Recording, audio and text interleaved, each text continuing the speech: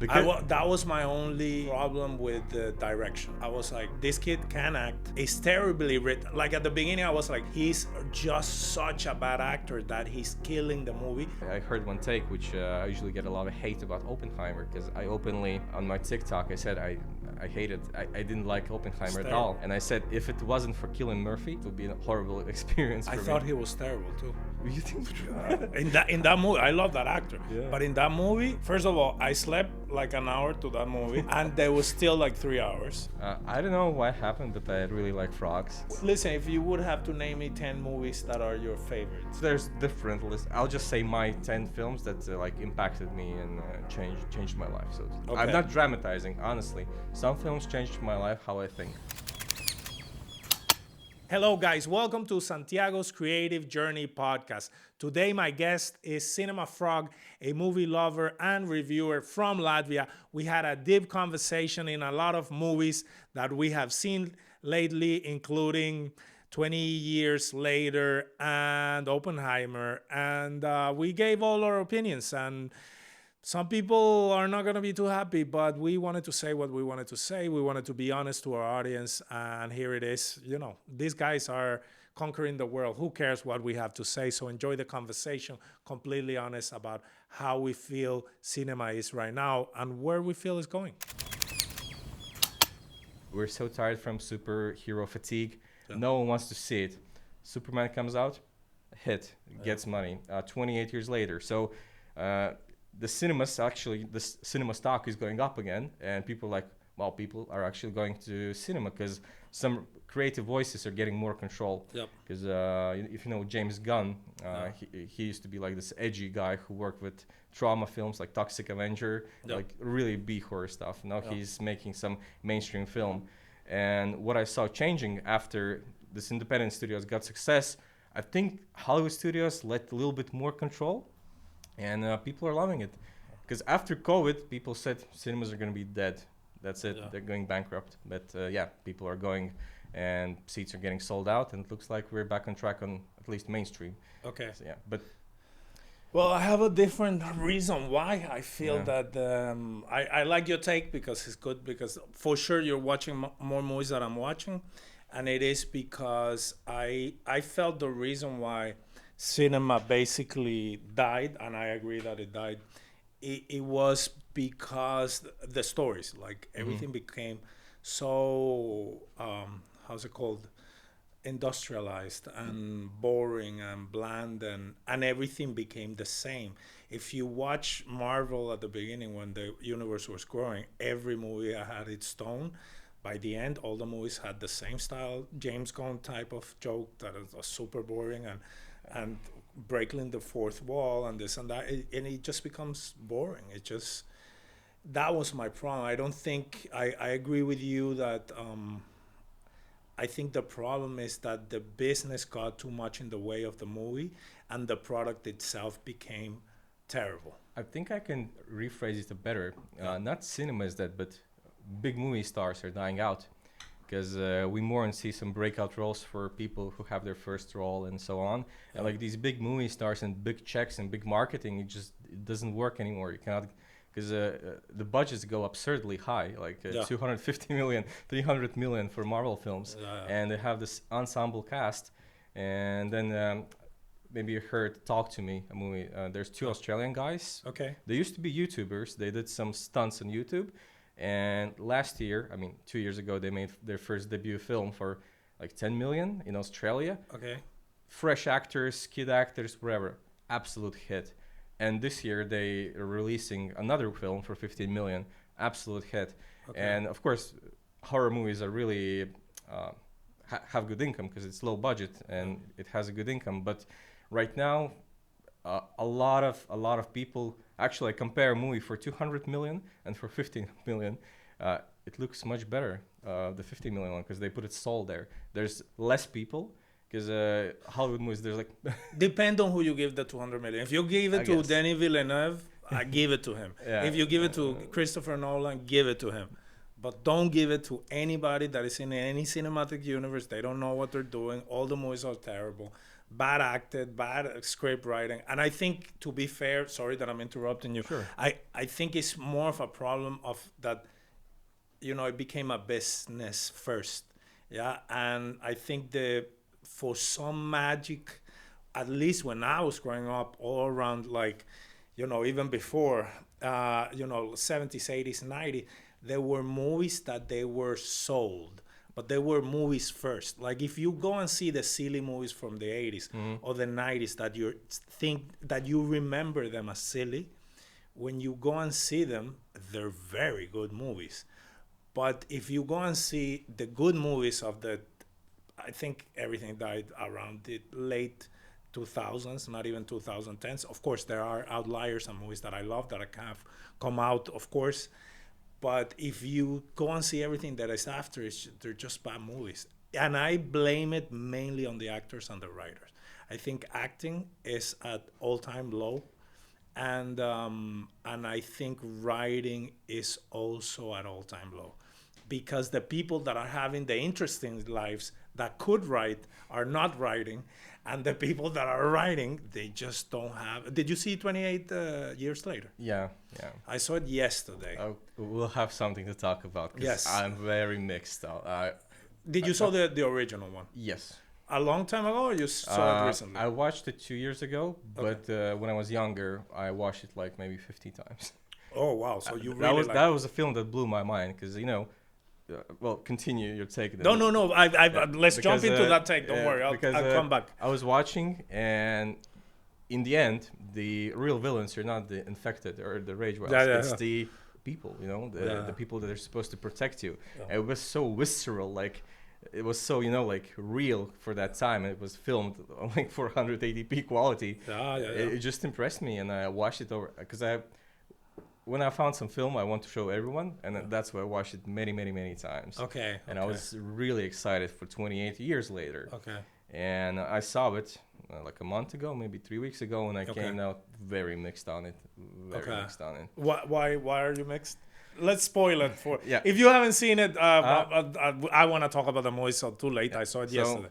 The writer for this film is Alex Garland, and I like all his directorial work and writer's work. For viewers who don't know, he directed Ex Machina, Civil War, just recently, a film called Men, Annihilation, and he was also a writer for a couple of films, including 28 Days Later, and the director was Danny Boyle, and I like the guy. He's always one of my favorite directors. He's always action-packed, driven, and Alex Garland's stories have this weird twist that people really don't like, because his film Men, it's so weird.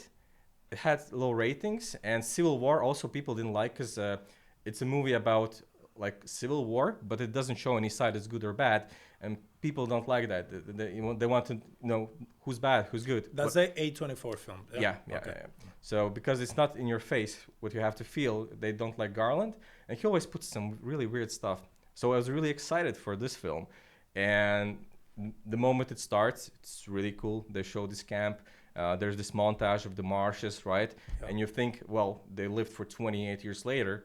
To survive 28 years, you have to come to some strict rules, like some hierarchy, like almost dictatorship. Because the visual language of the movie was telling me that camp, it's really strict because of the music. And they didn't really show how the camp works. They showed some pictures like, work. But the main story is about family. And there was some weird montage, weird music, which was really Danny Boyle. But I loved it. I loved it. Because it was conflicting tones, but that's the point. You don't know where it goes. And I was really excited where it's going to go. And then it stops all the wacky stuff, and it becomes just a regular mother-son drama. And it didn't have any like... Towards the end, there were some interesting choices, but I felt the drama was really flat. And then at the end, Danny Boyle and Garland brings out the crazy stuff. And it's like, I felt like it's really conflicting with itself, what it wants to be. Does it want to be this high-action Danny Boyle film? Because music real tells so. And if you saw the ending, I was like, let's go! And the titles come. No, that's the interesting part, right? What my conspiracy theory is, which I just thought myself, the studios told Alex Garland, look, I know you like this weird stuff, but the first film, let's play it a little bit more safe. Put some family stuff, you know, father, son, mother, everyone loves that. And then second and third part, you're going to put your weird stuff. Because, well, it's not really a spoiler. There was a pregnant, infected lady. Yeah. There's the evolution with the alphas. And I really loved that stuff, how they showed the green, the red. Listen, the scene with the soldier and the girlfriend, that was hilarious. The comment on that, what's wrong with her face? Yeah. I loved all of that. I'm just adding up to your comment. So that's when the conflicting tones came back, which were at start. But the middle part, it's like, it was so bland. I don't know, because have you watched Dune films? Yes. Because the last two, like the... the last two. So I compare, it's... so basically, once the film ends and you think about it, it's our main hero is Spike, and this film is set up Spike. Yeah. And in the end, I thought, what's his motivation? Because he left the camp because he felt cheated by his dad, and he cared for his mother. Then we're spoilers, right? Yeah. If you haven't watched it and you want to watch it, skip to the time code or whatever. I never get to talk about films, so I'm sorry. I'll be interested to hear your take. So, Spike. So our main hero is Spike. Father cheats on his sick wife. He leaves to help his mother, and he really cares for her, and it's like his driving force, his anger. Then they meet this doctor, and he doesn't want to accept that his mother has this illness, that she's going to die. And the doctor kills her, basically. He doesn't say bye. The doctor says, memento mori, we're all going to die. Yeah. And he just accepts it so easily. Then takes the baby, brings it to the camp, then leaves. Then just he's by himself. And I don't really see that character change. Because, it's implied that he, after death of his mother, he became mature, but I just don't see that. The actor is good. The kid actor is good. I hated him. I thought he was so bad. That was my only problem with the direction. I was like, what? This kid can act like he can't, and it's terribly written. Like at the beginning, I was like, he's just such a bad actor that he's killing the movie at the beginning. But when the mom-son drama started, I was like, yeah, but what are we writing here? Yeah. Like this kid, first of all, you see him, well, we're building within each other, like building up. Like what I wanted to say is that this idea that a kid like this can be grown in a camp like that, I never took it out of the because he looks, the first shot you look at a middle-class kid from a middle-class family in any urban city from nowadays. They lived 28 years in isolation, and they're so happy. And actually, the guards are incompetent, and the kid is like, oh, I have emotions. Actually, they would be grown without empathy, and and they had this background of this dictatorship. But the kid is like a kid that didn't grow in this community. You said it right. He looks like a middle-class kid. Straight up. Yeah. And but when I started seeing what was the idea behind the evolution of that character, because I thought it the other way around. Like you thought, production or the studio or the heads upstairs said, okay, let's put an interpersonal drama. I was like, no, the writer wanted to put his interpersonal drama because he just didn't want it to do just a zombie movie. That's how I took it.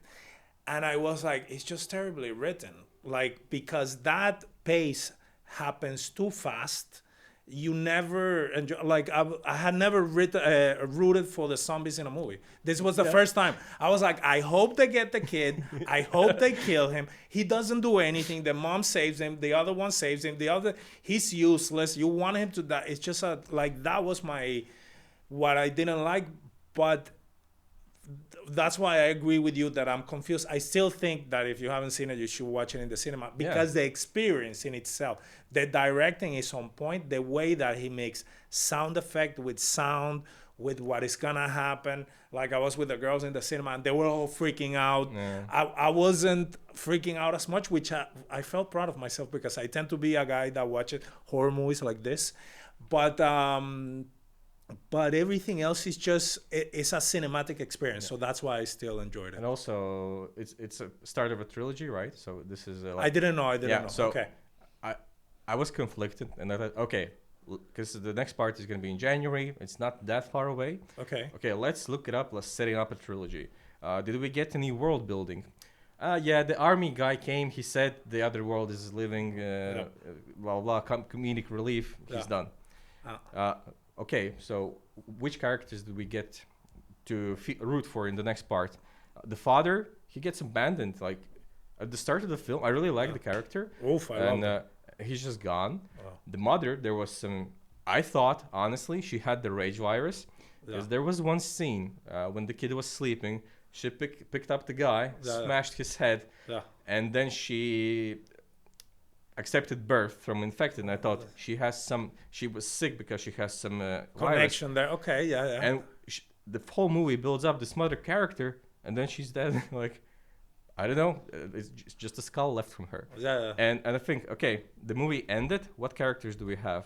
The father didn't explore. The doctor, I guess he's interesting, but he just came and left.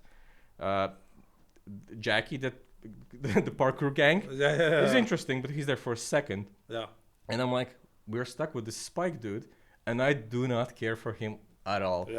I just wanted to see some more spines. I wanted to see me too. more mysticism, because there was some crows, some stars. You know, there was some mysticism.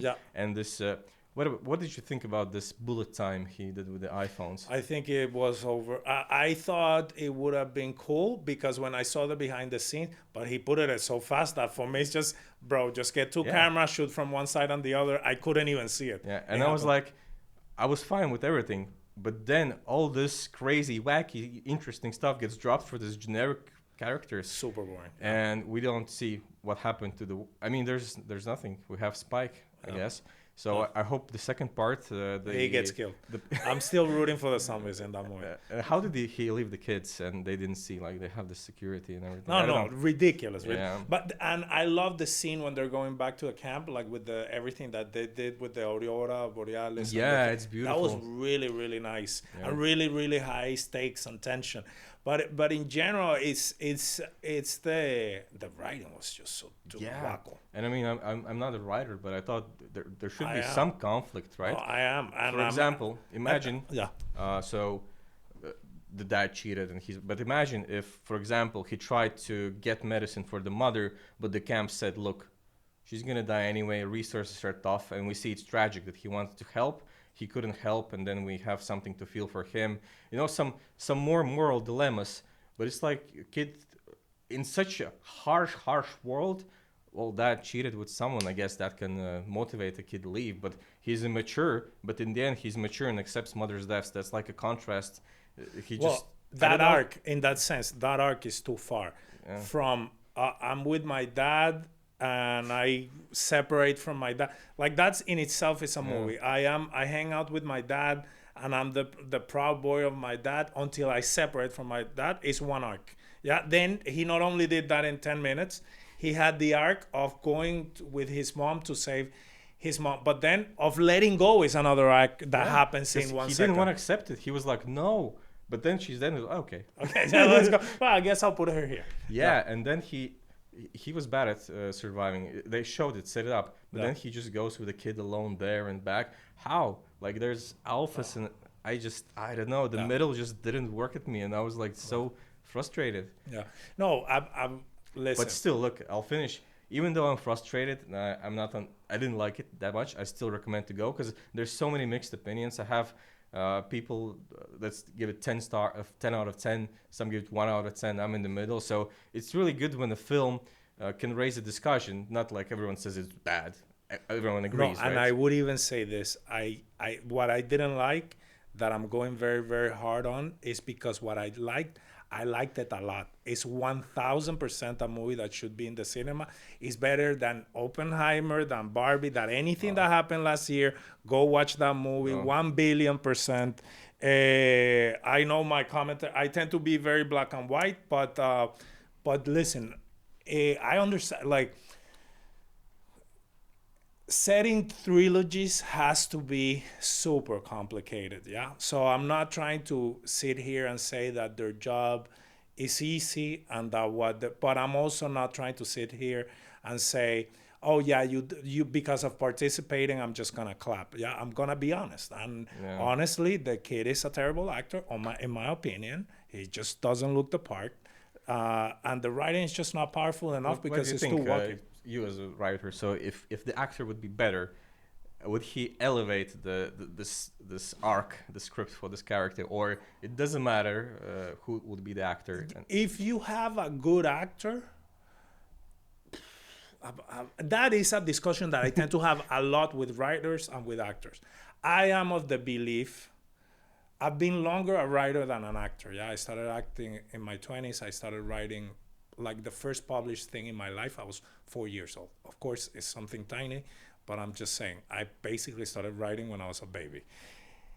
But I do feel that a lot of bad writing can be supported with great acting.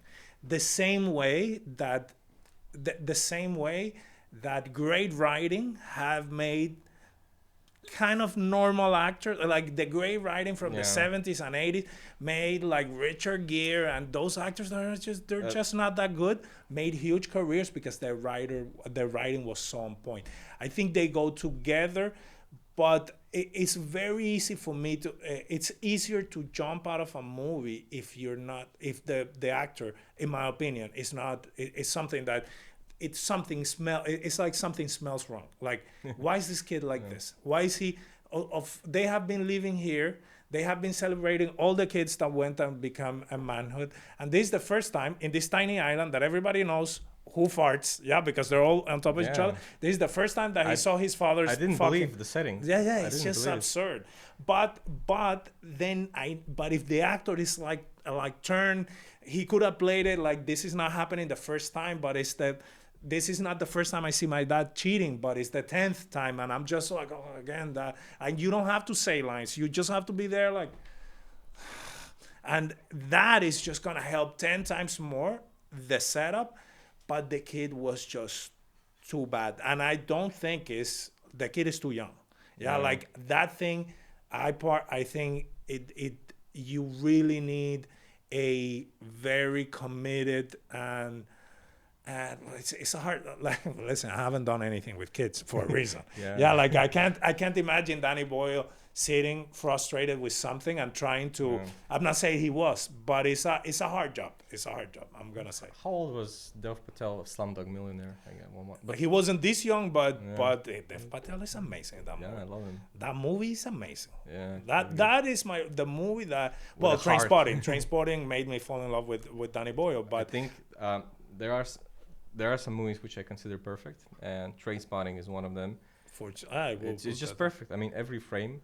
The opening scene, like there's so many foreshadowing, so many visual language, casting, the attitude, the vibe. Just of the movie. you can pause a scene and just dissect it. It's a perfect movie. Trainspotting. That's why the second one is so infuriating. Look,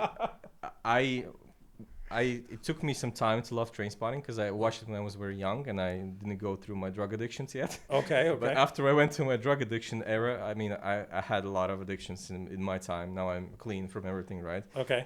After that, I can relate more. And once I fell in love with the characters, I wasn't too harsh on the second part.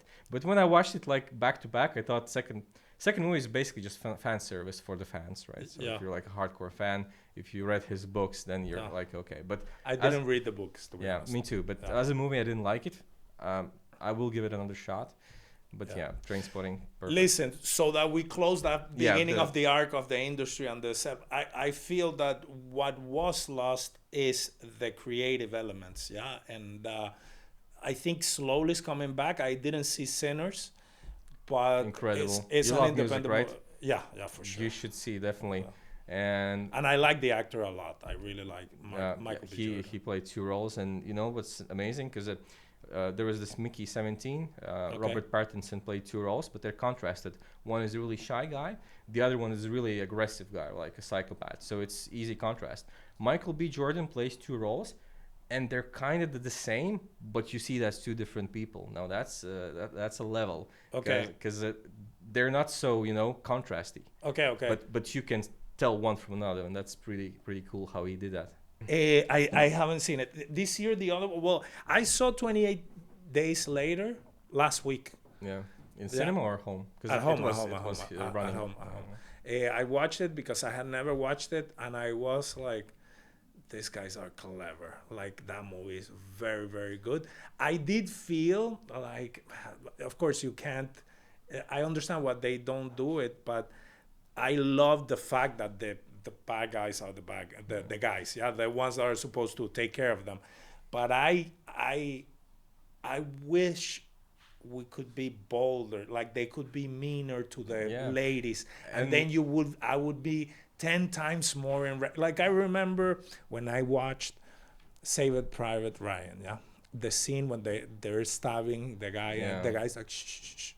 Like, I remember the rage that I had because somebody had let him leave. Yeah. Yeah, that those are the things that we have missed a little bit for censorship. No, but if we show this, it's gonna be too much. But yeah, but that's what it would happen, Yeah, and well, that's the point of the movie. But I think it was 2004. For that time, it was like crazy. Right Yeah. now, of course, we have a lot more darker and nihilistic films. And in comparison, maybe it's not that impressive, but I remember it just blew my socks off when I saw it first. No, time. for me, I still loved it. Like, I was like, oh, this is clever. And we were watching the movie, and we were like, nobody cares what you shoot your movie on. Like, it's true, but you need to be that good. The thing is, like, that is true if you're that good. For the normal director like me, you need to be technically sound, because if you're not technically sound, what ends up happening is that you're out of the story just because of the technique. And but these guys, they're just like, that movie is phenomenal. Yeah. So I mean, during this boring era in cinemas, I just went to watch Korean, Japanese, and Chinese films. A lot of Chinese films somehow get through the censorship more. Okay. And all these past years, I've been just watching Asian films. Okay. And just discovering so many interesting themes, and it's hard for me to get to like classic Hollywood now. There are some good message films, but I just I'm spoiled with Asian cinema now, because I have to see more unique. then. Yeah, I can give you later some maybe Some tips, some yeah. banger recommendations, but also talking about horror films and like pushing the boundaries and something more darker. There's gonna be a film premiering, Bring Her Back. It's Okay. from the same YouTubers. Okay. The Australian ones. Yeah. So Okay. I watched it already. It's going to be premiering here in Latvia on the 1st of August, and I think they are going that extra distance, which you said you think that the movie doesn't have, I'm sorry, balls like to push. They do it there. Okay. And they take kid actors. I don't know how they do it. They actually stars a girl, a 14-year-old girl who plays a blind girl, and she's half blind in real life. So they took a girl who's not an actress and half blind, and I don't know how they directed her. She just lives in her role. So this one I definitely recommend to go to cinemas and to Bring Her Back. Okay. By the way, I heard one take, which I usually get a lot of hate about Oppenheimer, because I openly, on my TikTok, I said I hate it. I didn't like Oppenheimer at all. And I said, if it wasn't for Cillian Murphy, it would be a horrible experience for me. I thought he was terrible too. You think? in that movie, I love that actor. Yeah. But in that movie, I made the joke. First of all, I slept like an hour to that movie, and there was still like 3 hours. So I knew the story. Yeah. So because I knew the story, the twist of Robert Downey being the guy is not a twist. Yeah. But the thing, like what I told the girls is like, Christopher Nolan said to Cillian Murphy, "This is C sharp. Hit C sharp the whole movie. It just hits one note." I was bored out of my mind. I didn't like the movie at all. I love all the people that are doing there. I'm not gonna remember them for that movie. I don't blame them either. I know they tried their best. I just didn't. I thought they were so par in everything. And you know, like Nolan is this visionary director of our age, and this movie was hyped up as, you know, being made on IMAX cameras and everything.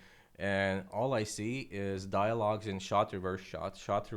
It's just faces of people. I guess that's cool. You can see their emotions. I did that, but I had no money. But there's no spectacle and all this technical buildup. Like, look, it's IMAX. Yeah, explosion scene, cool. Yeah, those. That's what I said. Those 10 minutes Soundtrack. of the soundtrack. Interesting. Like the thing is, he has other things that I'm never gonna take this even close. I wouldn't even put it in the conversation from to Interstellar. Like, I feel he has been in a drought for a long time. I think he owes me a good film because I also didn't like Dunkirk that a lot of people liked. Of course, I like everything with the planes on top. The same with the atom bomb. Tenet, I don't know what they did with the sound. I haven't watched it. I just can't bring myself. My favorite Nolan film is Memento. I never watched it. I know the ending, so I haven't watched it. I need to watch it at some moment. Film goes in the reverse, so you kind of know the ending at the start. You just don't know it's the end. Yeah. But my favorite is Interstellar. That movie hit me like a truck when I saw it, and I still, if I catch it somewhere, like, that movie for me is phenomenal. And the Batman: The Dark Knight is a phenomenal movie. Also. My films, I watched the list. I have a list of films that like hold a special heart, and I realized that all the films in that list are really depressing, dark, and so on. Oh, really? And I don't have that many films that bring hope and joy. I don't know. It just doesn't resonate with me. I guess because Interstellar, the message is love can transcend time and everything. You didn't like it? It didn't hit you? I didn't like the love angle. Like I like all the sci-fi, the technical stuff, and like the concept of like the whole thing. But just the message that love can transcend space and time, I just didn't click with me. But in general, it's a good film. For me, that's not what clicked. What clicked with me was the pain of having to leave somebody that you love. Yeah. And being wrongfully, because she feels that he knew that he was betrayed, like, because he doesn't know what is happening. Bad things and thoughts happen to people, but no one did anything wrong. That's like the drama, right? Everything made the right decision that time. Yeah. But from the other perspectives, that decision doesn't look justified towards them. And it's like the idea is that when they send him, they know that he cannot make it back. Yeah. So that idea that he has been tricked, and she doesn't know it, and she thinks she knows it, and he made the decision, even though he had that information, and that sacrifice that you have to do, and it I don't know, it wrecked me.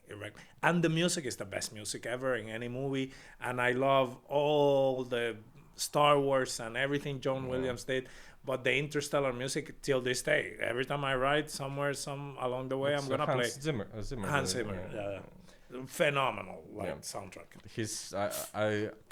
I came back to my sci-fi era after Dune because I saw Dune Part 2 3 times in the cinema. How did you like Dune?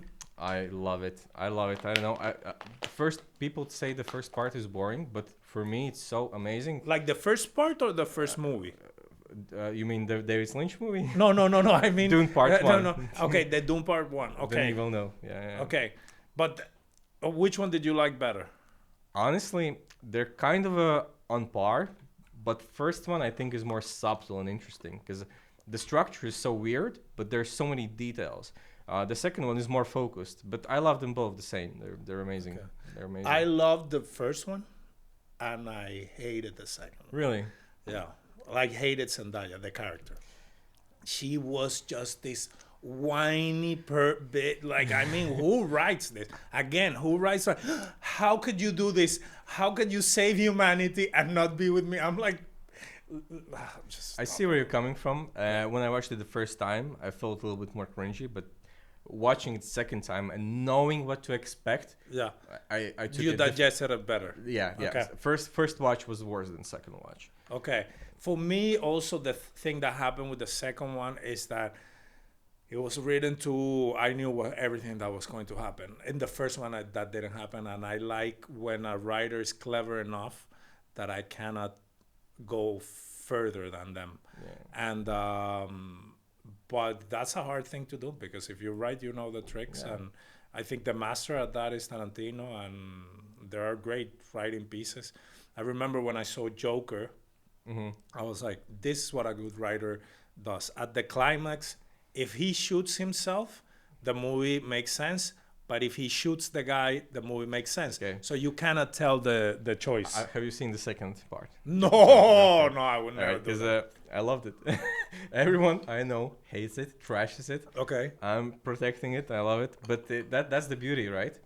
Yeah. Sometimes you just the film clicks with you, which you know It's okay. the ratings they don't. I mean the reviews. It's all subjective. Yeah. And, Yeah. it's cool when you have such a contrast and you can just discuss it with someone. Yeah. For me, it's also I'm very aware where certain movies that I like, Yeah. that I'm gonna like, but that I get why people don't get it. I mean, there are definitely movies I don't watch because I know it's not for me and I'm not gonna like it.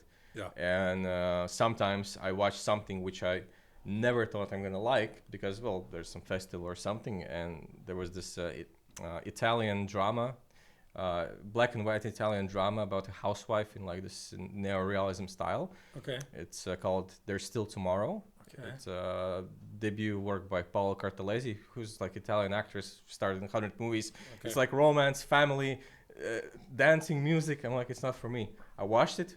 One of my favorite films of that year.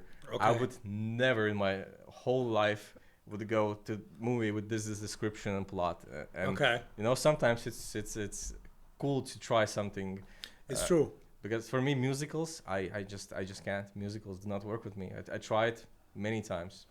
For me, the old ones and the child ones, but like certain that I feel like, for example, La La Land. I didn't love. I hate it.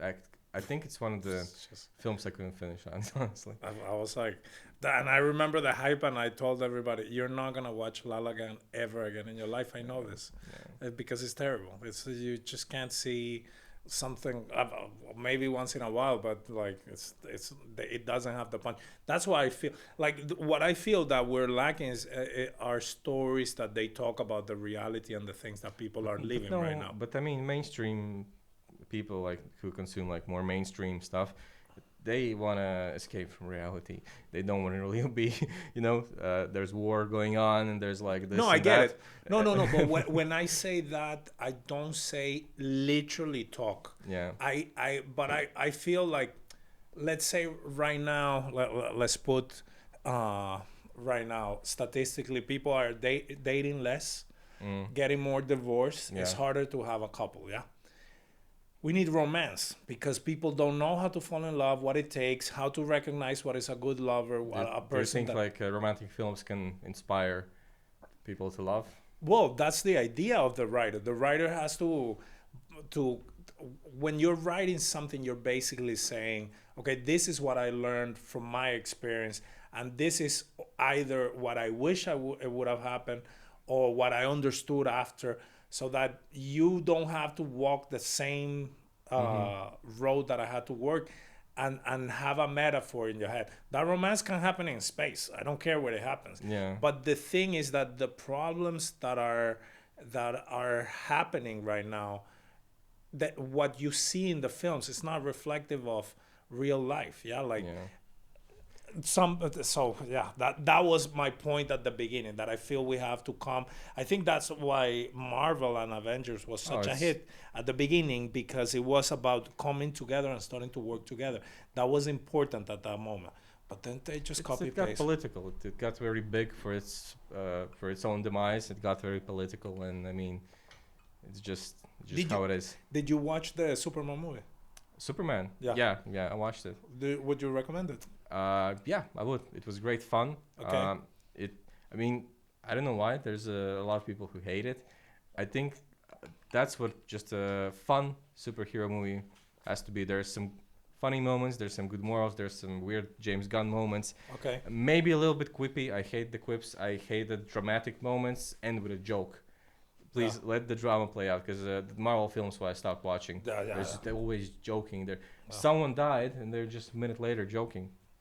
There's a little bit of that, but it's just, you know, I felt like this childlike wonder when I watched the Superman. I can't put why I like it, because I shouldn't like it, but I loved it, actually. And I'm just trying to still analyze what I loved about it so much. So that's why I want to go watch it the second time. Okay. Because it's I don't know what's there. Okay. It's interesting. Okay. I liked it. I'll give it a shot. Yeah, but the one movie I really want everyone to see who's watching is Bring Her Back, by Danny and Michael Filippo. I think they're starting just a generational run as a horror movie directors, and also they had this close friend. The film is about loss and accepting loss, like if you lose a close human. And in pre-production, they lost their close friend. He died. I don't know how. And they poured this. They said we didn't know how to like process our emotions, and we poured it into the film. And this film is like, it's a horror movie, but it's not really a horror movie. Like it's just a tragic story, and that has it has the balls. I'll say that. It has. So it's I loved it. I loved it. It's probably my favorite horror film that you have seen this year. This year, yeah, absolutely. I'm gonna go again. Did you watch F1? No. Because people are praising it a lot. Yeah, but it's the director of Mission Impossible films. I haven't watched a single one, and you haven't watched any Mission Impossible. I think first one on the Brian VHS tapes. One. Yeah, the Brian De Palma. I love Mission Impossible. I love it. You know what? I just don't like Tom Cruise. I'll be honest. I can relate. I'm good at separating like sometimes artists from the artists, but Tom Cruise, I don't know. I watch him. I don't know. Something about him. Because I can watch Kevin Spacey movies even though he's like this monster and whatever. Yeah. But with Tom Cruise, I don't know. I just don't buy him. I'm gonna tell you, I have absolutely no problem separating the art from the artist. Absolutely Same. No problem. And I do feel that Tom Cruise has that thing that of all the people, he would be the hardest to separate because he has such a, like a strong personality. Yeah. So what you don't like about him in his public life is very strong. Like he doesn't feel human to me, and he plays these roles that he's a caring, good guy, but I just don't see this in him. I don't know. For me, it's that he really understands action films. Yeah. He really understands how to make them, and the last one was a little bit. They were trying to close the franchise, I guess. So there was too much talking for my taste. But it was like 3 hours almost. It was 3 hours. Watched it. I would have cut it to 2 and just leave the action there. But I love the Mission Impossible. I love those movies. I've watched them endless times. He's very good at casting people. I've never been how's it called? For example, with Nolan, I've been disappointed at some casting choices that he makes. You know what's my biggest disappointment? Matt Damon. I don't know. He played this captain or colonel in this Oppenheimer with mustache. Yeah. It was like this Texas accent. I think that's Matt Damon. And now his new film Odyssey, Matt Damon is gonna play, I think, Odyssey's sons or like main role. Oh, no. I don't know. I see Matt Damon. No. Yeah. Don't tell me that though. Yeah. No, well, for me, when he placed in Batman: The Dark Knight, the girl that he had to replace Katie Holmes Gyllenhaal with the Maggie Gyllenhaal. Oh, Jesus Christ, that's such a those two girls never ever were in the same casting because they don't have. They're just different types. They're different type of people. And that was such a weird choice. Such a bad choice for the. Talking about casting of women in films, Anora, have you watched it? Yes. Okay, tell me. I'm gonna tell you. I watched it last year because I had a movie in the cinemas and we were watching the movie in the cinema. I've been a while disappointed of the festival circuit. A while disappointed because there are very few festival movies that I watch and I'm even interested. I think before the Oscars got politicized, the festivals right now is just so. But Anora, I had this idea that I saw the trailer. I knew the movie is gonna be terrible. If the trailer is terrible, how good can be the movie? Yeah, it's terrible. So because I know who's working on those things, so I know they can make good trailers. It's not like I had to redo all my trailers for my movie because I didn't understand how to make trailers. I did the best one that I could. Now I have that they have everybody. I go and see the movie. The opening shot is the best shot of the movie. The When opening she's shot. walking through the No, talking. it's that they're all the dancers and yeah, it's a tracking shot. yeah, It's the best shot. And she's dancing in it, and Nora, And beautiful, it's a I love it. beautiful I shot. get chills. Yes, from there, me too. Yeah. From there on, the film goes down. That first of all, the writing is terrible because the premise of a Russian kid, because they don't know Russian kids, yeah, and they don't know that a vain, rich Russian kid would never make that mistake of marrying somebody like that, and then so they build up on a problem that is never gonna happen. But Yeah. he wants to piss off his parents. Okay. Yeah, well, okay. I get it. Yeah. I get it. Then I feel the acting is just not good. When the Russians come, it's terrible. The kid is terrible. The cinematography could have been better. It was just, I felt a look, I have a lot of Russian friends here. I know a lot of Russians, and I feel this is a look of some idea of what is happening there, but not of somebody that went through this. Yeah. So I was bored out of my mind.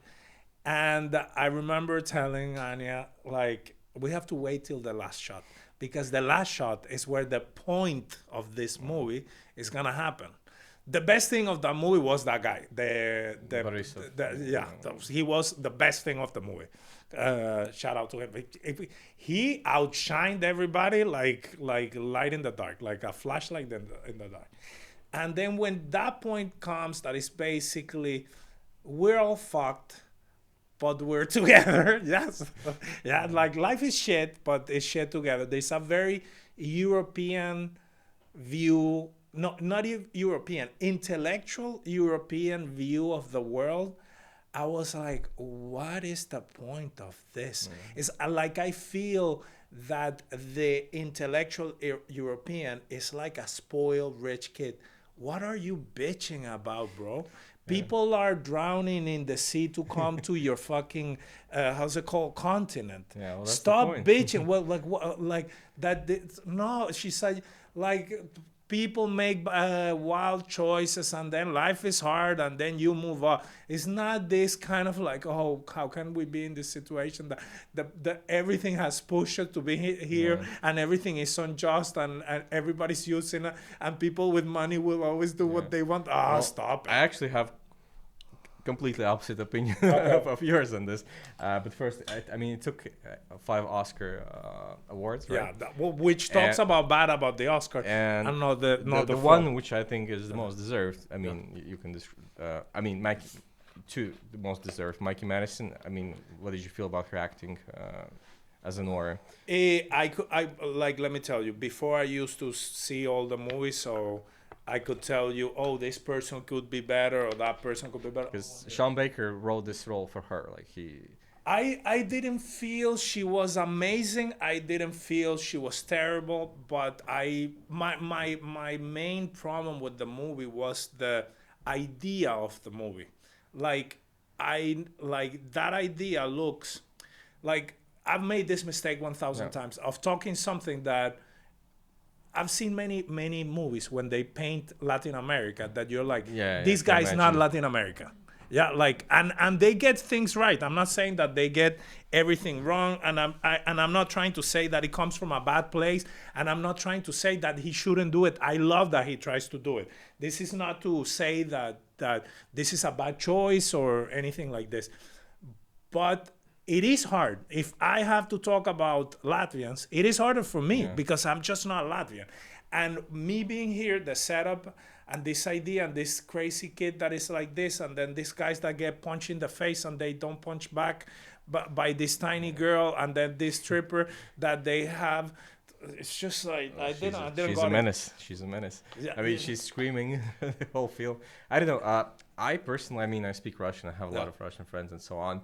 I personally, I believed in all the characters, and I think the rich asshole Mark Eidelstein, so many little things, like he's going into his mansion and he just slides a little bit, and like these little touches everywhere. I don't know. I just bought into the characters, and I felt this film is not so much about the idea. It's just it starts off, with the time skips, but Yeah. in the middle it becomes like one day event movie. Yeah. And in the end, I mean, I didn't know how about to feel about it, but the final scene just solidified. Like the final scene when it's just silence, happens what happens, and you can just hear the windshields.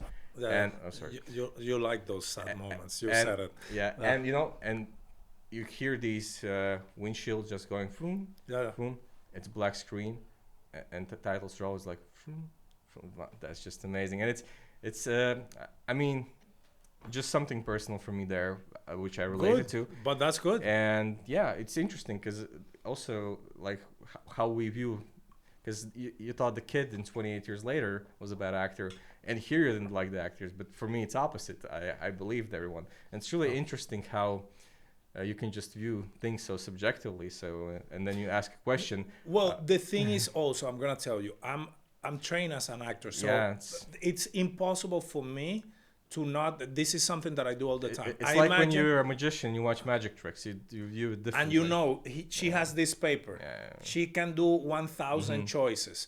I'm gonna tell you right now. I'm talking about this is how memorable the movie is, and you tell me what did you think about her? I don't even remember. That Yeah. is the problem. Yeah. That is literally the problem. That is literally with the problem with after the 2010. Nothing is anything anymore.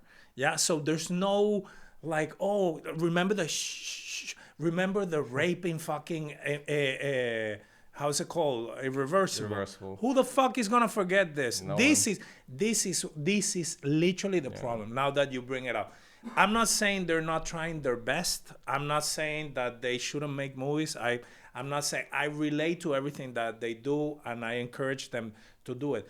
But we lost this as a generation. Like, and I don't feel in the mainstream, because maybe somebody in their house they made a movie that I'm gonna watch and I'm gonna be like, oh my god, you blew my mind. I'm not saying this hasn't happened. Extreme cinema is slowly But getting but back. it's not about the extreme. It's about the commitment to making something real and great and timeless. What was Yeah? the last film, like, let's say 10 years that, well, let's not talk about Dune, or really like your jaw dropped and you just wanted the whole world to see it, that really emotionally connected with you, like in the last 10 years?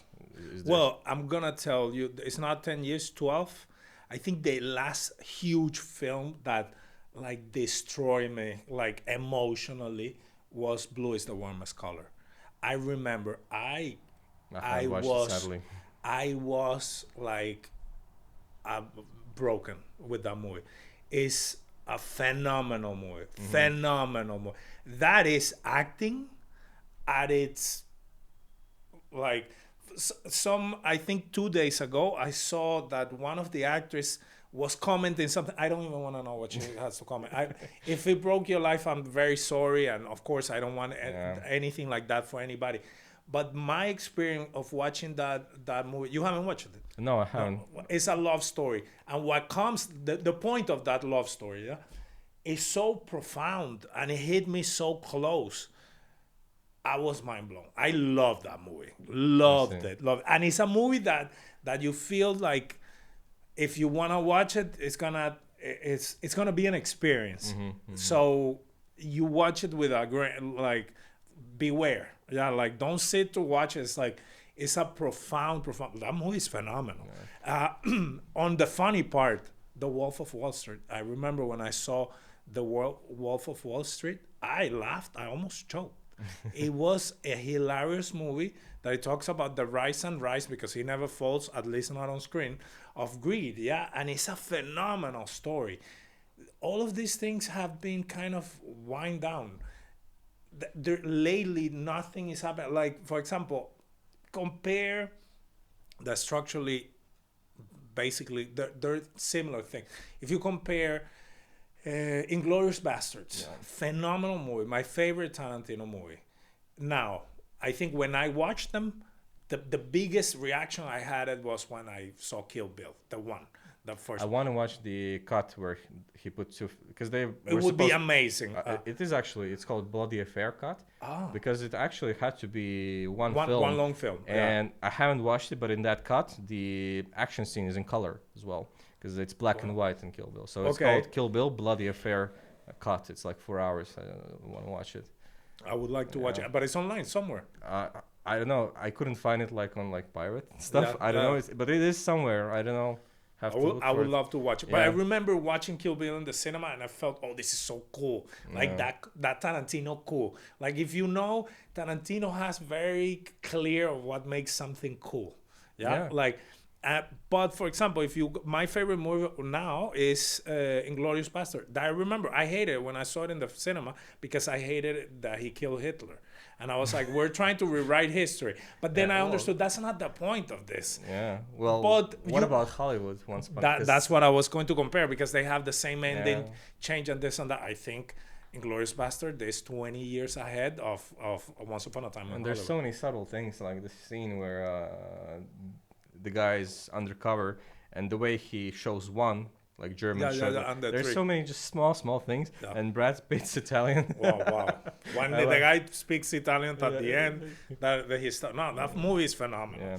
And Once Upon a Time in Hollywood has great things, like the scene of DiCaprio when he's frustrated in the trailer. That's my favorite scene when he just breaks down and talks with this girl about Yeah, this. and then goes Because- to the trailer. Because yeah. I think I don't know, Tarantino, like I felt that DiCaprio in that scene is talking somewhere from also his.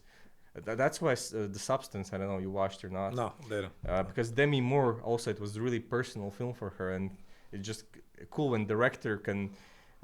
I don't know.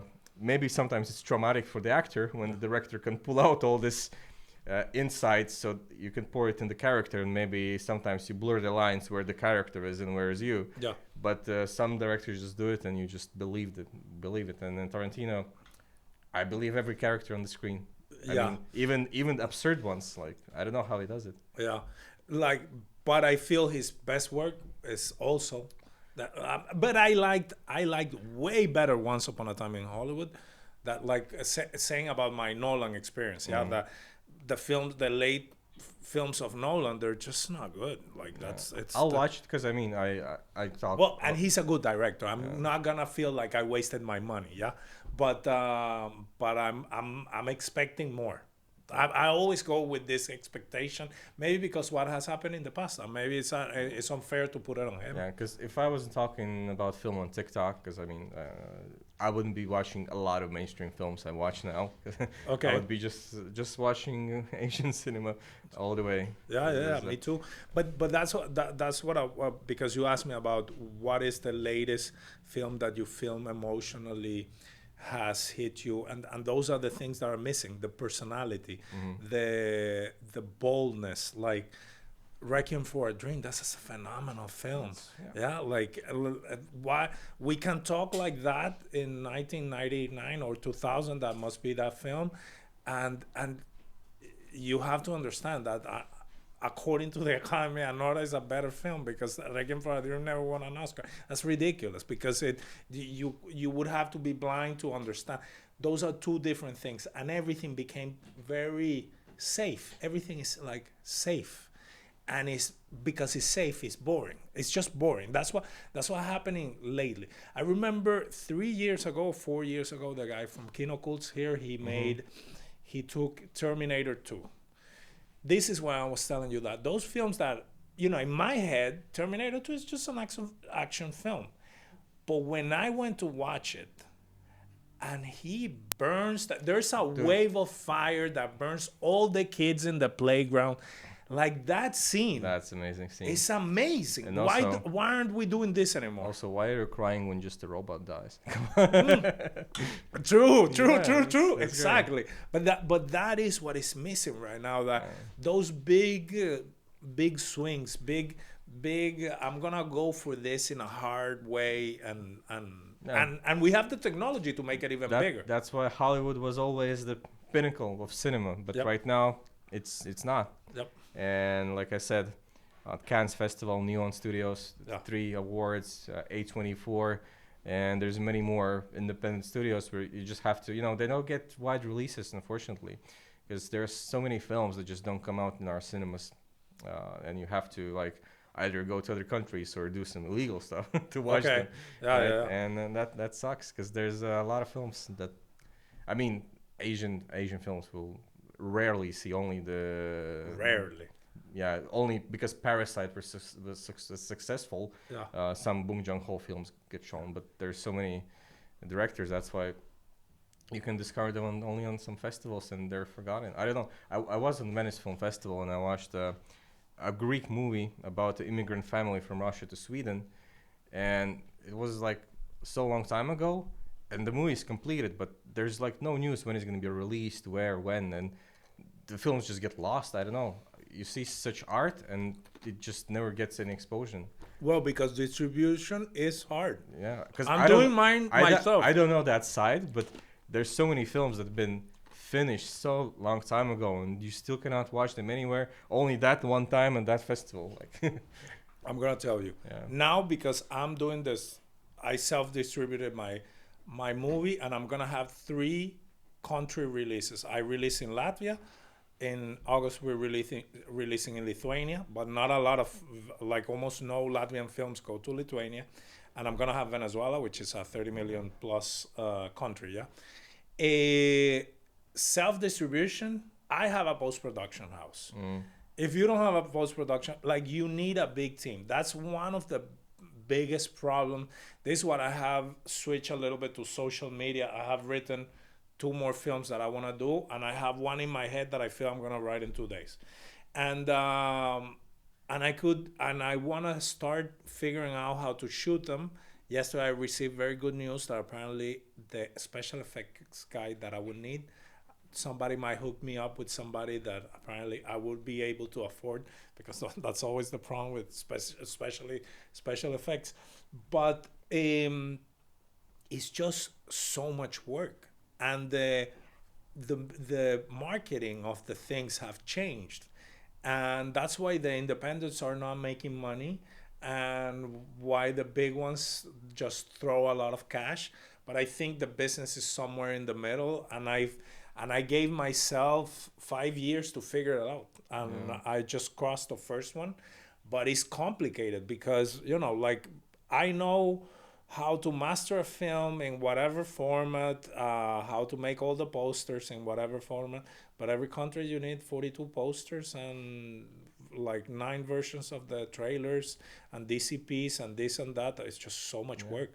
So as a one creator, how do you do it? And I mean, there are films that we just cannot discover and see, and people won't hear. And there are some films, I believe, that would change your life in the last 5 years. You just don't know where to look for them, how to find them, or they never reach you.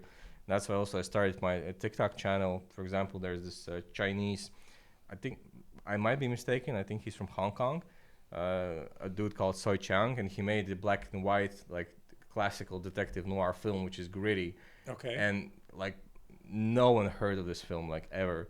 And I made a TikTok about this movie. It got, like, I don't know, 30,000 views. Okay. And 10 people said I watched it. I'm like, yes. I put at least 10 people saw this film, and maybe they're gonna spread the word. So I'm like, I'm kind of happy when I make a TikTok and at least one person says he saw this obscure film, because some of the films, I mean, I checked how many logged it, like IMDb or Letterboxd. There's like no one saw this film. So I just try to tell about it, and if at least one person sees it, and he might spread the word. So I mean that's what I try to do. Piracy is going strong. Like, it's there's no other options. I mean, I would be glad to pay, but there's just sometimes there's nothing. No, there's no options. Yeah. Like, I get it 1,000%. Like, we need something like Spotify, where everything is in one place. These streamings, man, there's so many now. Yeah. I have a colleague. He's like, every month I think he's paying like 150 because I need to watch Severance on Apple TV Plus. The new season of Bears on Hulu. He's like, and I imagine like a Matrix, he's like sitting, he has this thing in his back, and he's like in a capsule, and the Matrix is all this consumer stuff, like so many subscriptions here, there, and like people actually don't realize how much money every month you spend on subscriptions. But I think that is on, and every company is just fighting for your attention. Everything is designed to keep your attention. I mean, our brains are screwed, man. Like, but I feel they should consolidate, like, where there's everything in one place, and then you go and choose, like with the music. I was driving in a bus, and I saw a little girl. She was playing a game on her phone, like splitting carrots, like cutting. Okay. And she got to the middle of the carrot, and it said to continue cutting the carrot, you have to watch an ad. And this girl, like 5, 6 years old, she's watching 3 ads, like Nissan car, something else. So she watched 5 ads. She's cutting the carrot. One more cut to cut the carrot. She's watching more ads. And I'm like thinking, Jesus Christ. The younger generation, man, because these people who develop these ads and phone games and everything, they're clinical psychologists. Yeah. They know how to, because it's really marketed towards kids, and like the gambling problem right now as well in like CS:GO, you know, this esports game. Yeah. There's these case openings, Yeah. and kids are like starting, their brains are just shooting dopamine and all that from young age. I'm really curious to see when they grow up what kind of movies are they gonna make, and what they love, because the generation, because we saw both sides with no technology and with technology. We kind of adapted, but they are born in a time where everyone just fights for your attention, no matter your age, and it's just gonna be interesting what they come up with when they grow up, what kind of films we'll get. I have the feeling that there needs to be some sort of a revolution in that part. Or because there was a movie made in GTA, Grand Theft Hamlet. It was inside the GTA. Okay. So maybe, I don't know, maybe we'll get vertical movies for like TikTok. I don't know. We'll see. Maybe we're the last bastion of classic of classic cinema. Yeah. Well, Tarantino says that if it's not on film. Do you believe he's going to make the last film? That's it? I believe him. I think he's a man of his word. I would think so. Yeah. That's why he's hesitating so much, I think. He's just... Well, like if you feel that you don't have anything else to say, then why would you? Man, but Tarantino just hit after hit. Yeah. And imagine if he makes the last one, he's done. And it's like perfect filmography. It's just crazy. Yeah. And how he fought with the studios and like all the violence, how people try to cancel him and say, why the violence? And I love these like interviews, because it's so fun, Jane. You get it? I don't know. Have you read his scripts? No, I haven't. Like, that's the best. I think he's a better writer. I saw some, like YouTube videos where it's script and parallel, it goes to screen, but you just, I don't know. Like, you love you should try it, but you should respect him. If you like reading, you should try it, because I think he's a better writer than a director. Like, the experience that I had from his scripts, and I had seen the movies already. Like, I remember one time I was in New York in school, like reading one of the scripts, and I'm crying, laughing. And one guy's like, "What are you reading?" And I'm like, "It's a Tarantino film." The only script I read is The Room by Tommy Wiseau. Wow. Why that one? Of all of the scripts. Because there was an event in Latvia. Okay. Kinokuls. So Greg Sestero, the actor who played Mark, he came 2 times to Latvia to show The Room.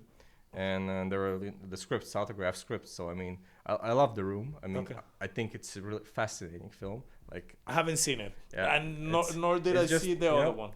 It gets called the worst film of all time. I know. I give it 5 out of 5 stars. It's just so fascinating when someone can create something like that. And so I bought the script with the autograph, and that's the script I read. Okay. And it's just a mystery how this got made. Like, it's a real mystery. I have to check it out. And one day I have to check it out. Listen, if you would have to name me 10 movies that are your favorites. Well, if you can make a 10 or a 20, tell me how big is that list. Because there's different lists. I'll just say my 10 films that like impacted me and changed my life. So I'm not dramatizing, honestly. Some films changed my life, how I think, and I'll go. It's not like top 10. I'll go. One of them is Enter the Void by Gaspar Noé. Actually, why did it change your life?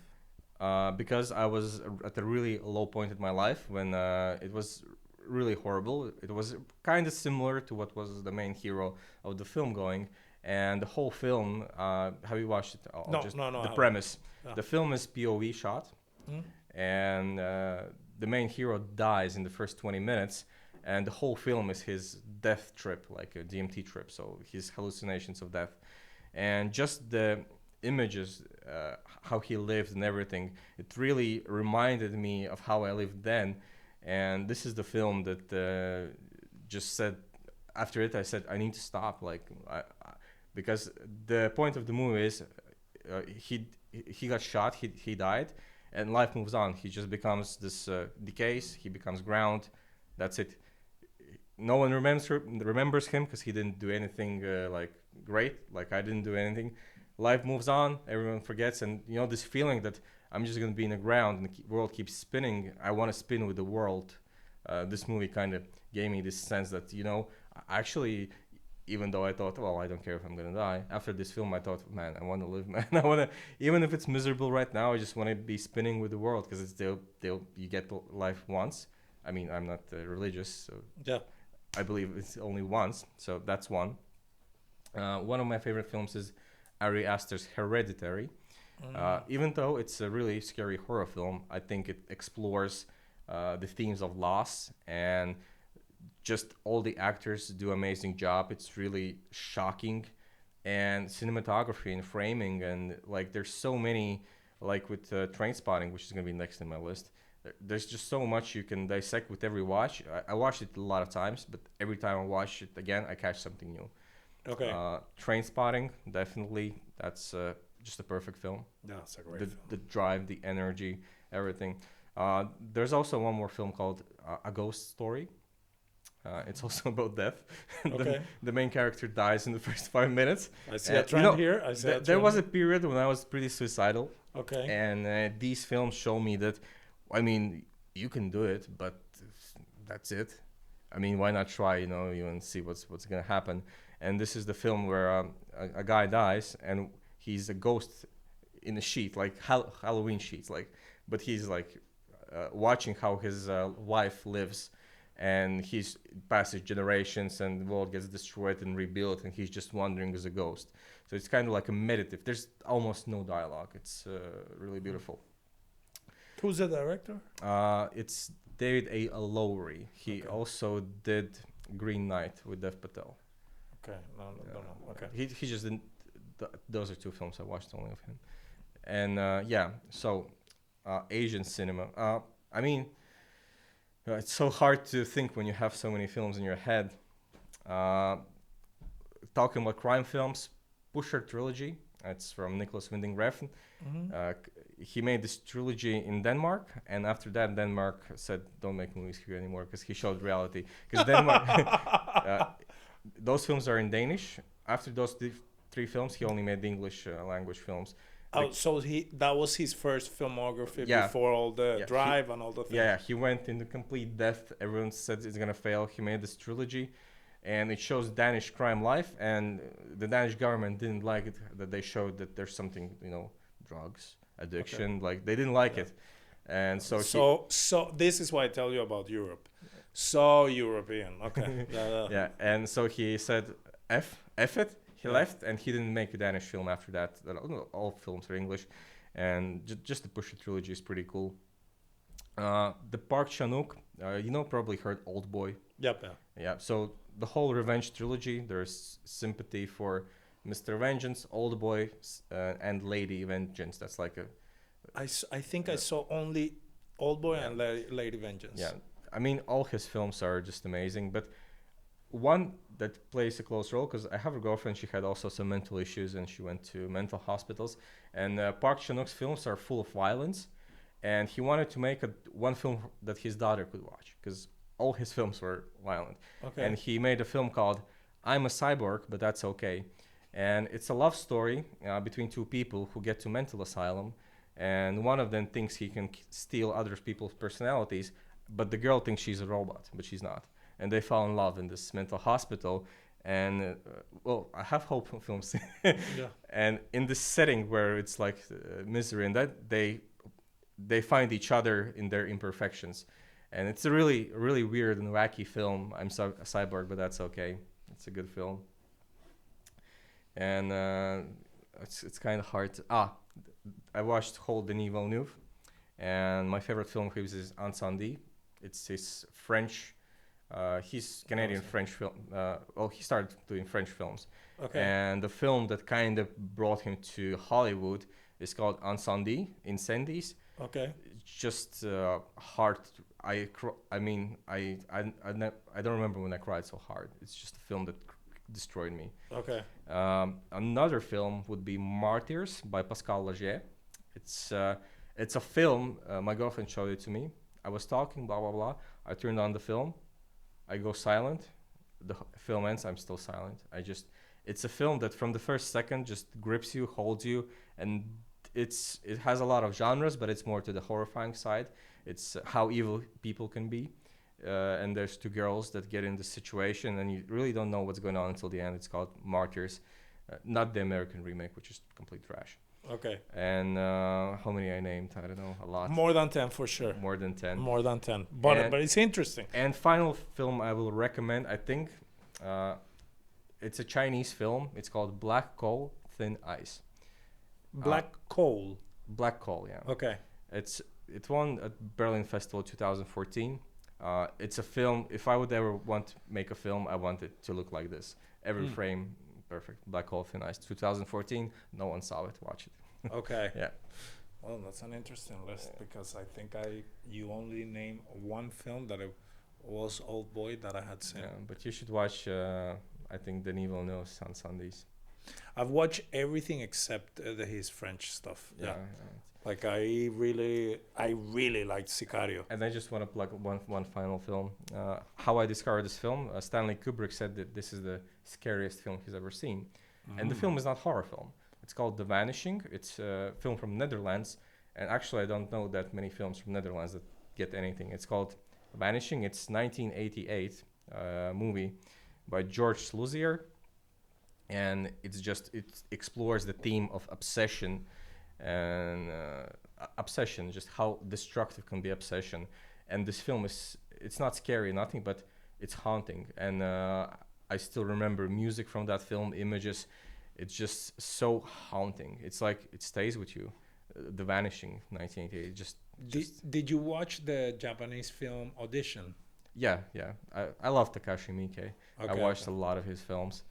Okay, and no animation. You're not into animation. No, I love animation as well. Give me one animation. I would say my favorite feature film animation, Ghost in the Shell. I would say that's my top one. Also Perfect Blue, which also Darren Aronofsky for Requiem for a Dream took some scenes from Perfect Blue. Okay. Like shot for shot. Shot for shot. Yeah. Well, that's the Perfect Blue director was really angry at him actually. Oh really? Yeah. I haven't seen Perfect Blue, and I didn't know that story. Yeah. But I know I know it became a trend. At some moment, like some years ago, I remember Lady in the Water is Splash. Yeah, like things like that, and they were shot by shot, and I'm like, why do they do this? I'm not too much into Ghibli stuff, Studio Ghibli. I mean, they're beautiful films and cool, but kind of, I don't know. They're like too odd. Spirited Away and stuff like that. I mean, they're cool, but... Did you watch the last one, the I watched Boy and the Hare?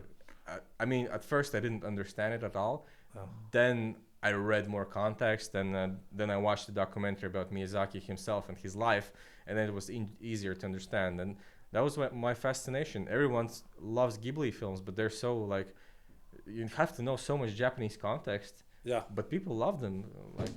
That's like I love them. I wouldn't put them at my top.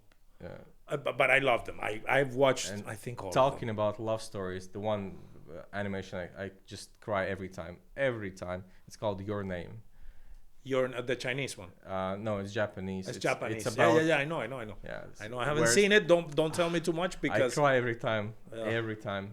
It's a love story. Yeah. I've seen it and I have it on my list. Okay, cool. Can you recommend me some films to inspire some positivity? Because my films are pretty depressing.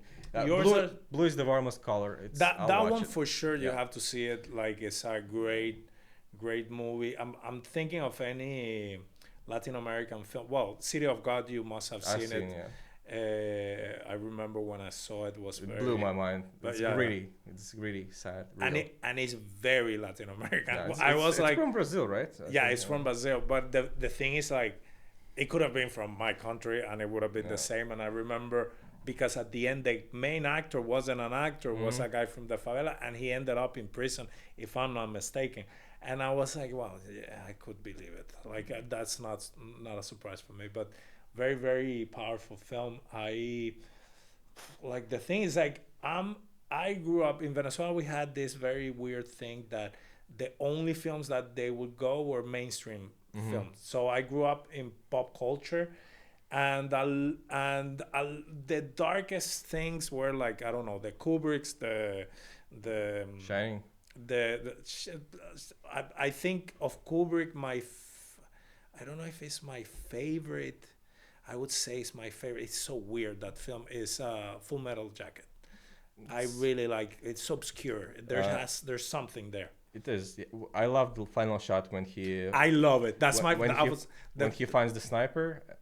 No, that's not the final. What's the final shot? When they're walking, singing the Mickey Mouse Club on all the fire. I just love this thing where he finds the sniper and it's just another human.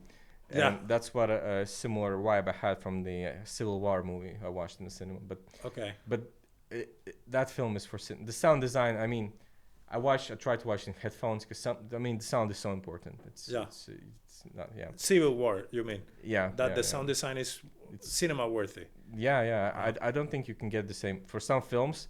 Honestly, I'm talking to my girlfriend about Dune, but I said don't watch it home. If there's gonna be a rerun before the third part, because I think some films are just, it takes a little bit away if you watch it like on a small screen. Definitely. All of them. Well, unless it's a romantic comedy that, like what are you missing? Yeah, but in general, all films. So it's only 2 more films I will watch. Give me a wait. I have to. I feel under pressure for things that. Are you a rom-com guy? Look, I want for you to recommend something I would never myself watch. Like I'm not a rom-com guy, so tell me your best rom-com. What you think? Did you watch Annie Hall? No. Go watch Annie Hall. You're gonna like. That's Woody Allen, right? Woody Allen, funny as fuck. Right. Annie Hall. Blue is the warmest color. Annie Hall. And I'm gonna give you. There's so many choices that you have to see the classic. If you haven't seen you should. Did you see When Harry Met Sally? No. Oh, you have to watch that film. Okay. Like those 3 films are Bloom is the warmest color is a completely different thing. Annie Hall is very existentialist, but I feel it's his best work. Match Point is also amazing from him. You watch Match Point. No. Good movie. Watch it. I haven't watched a single Woody Allen film. No, he's good. Woody Allen is a very good. Like one of my favorite. I think the top 2 writers are Tarantino and Woody Allen, bar none. And I would say Woody Allen is better. The thing is, like, I can tell Tarantino curates more what he does as a writer. I'm talking right now writing only. Yeah, like as a writer, I know that, for example, the script of the one that Oliver Stone directed,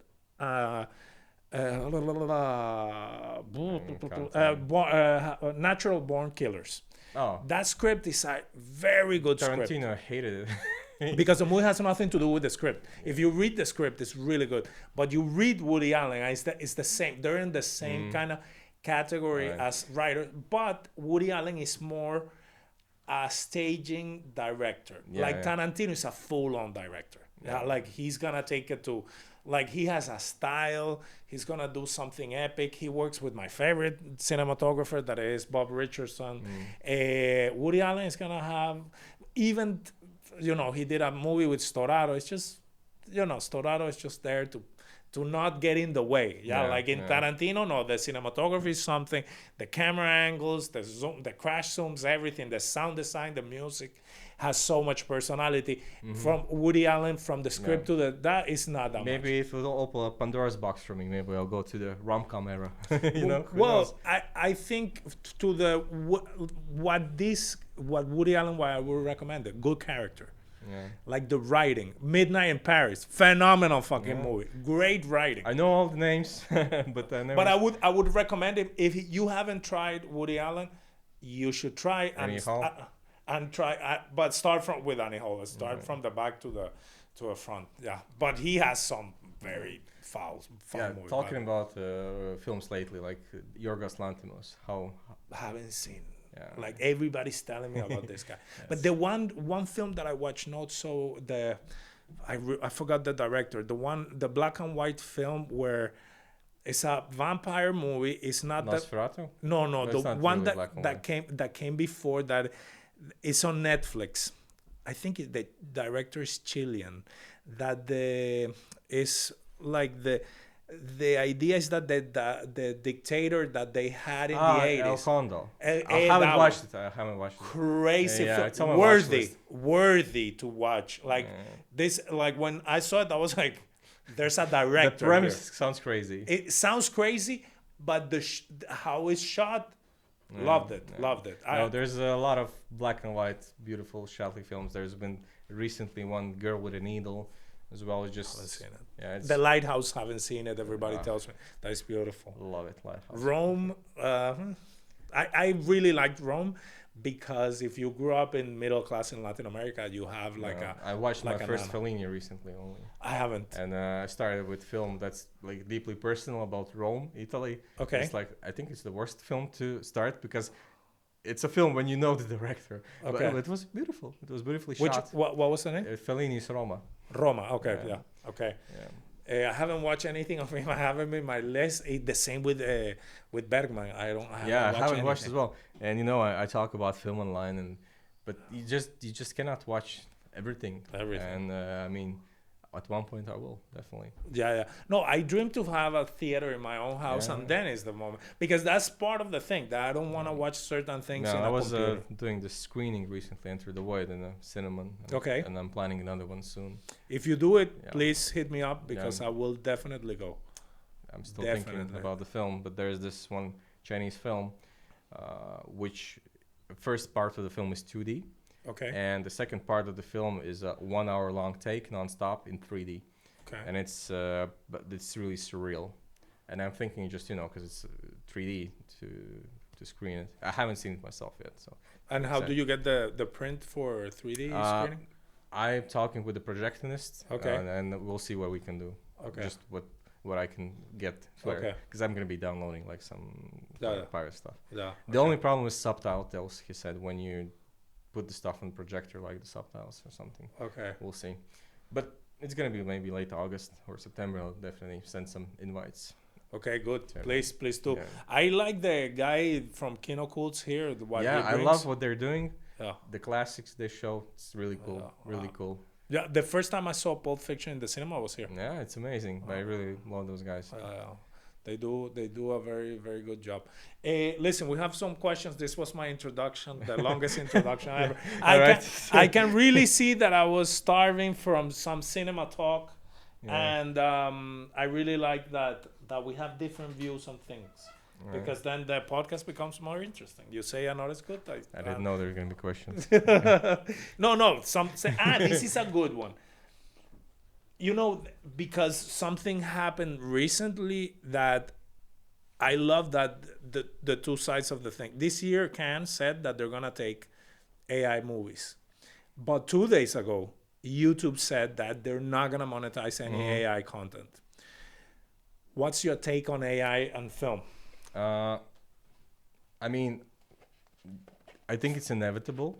And I think it's already being used, just hidden really well by some people that know how to hide it in the industry. Because there's been some controversies where, this movie, like a low-budget movie, it was called Late Night with the Devil, and there was intermission screens, and they used AI art for like 3 seconds in the movie, and they said, well, you should have hired an artist, you didn't give an artist a job, and I think